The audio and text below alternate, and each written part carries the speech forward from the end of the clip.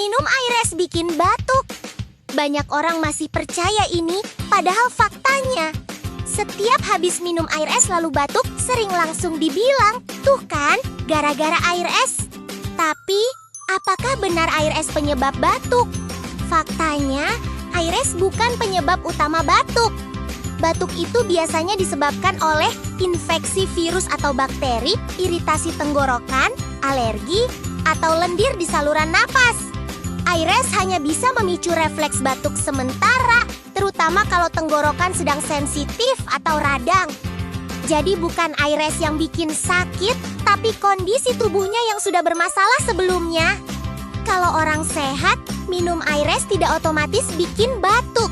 Tapi kalau lagi flu, radang tenggorokan, atau daya tahan tubuh turun, air dingin memang bisa bikin tenggorokan terasa tidak nyaman. Tipsnya sederhana, saat tenggorokan tidak enak, pilih air suhu normal. Cukup minum air putih, istirahat cukup. Bukan soal esnya, tapi kondisi tubuhnya. Jadi sekarang sudah jelas ya?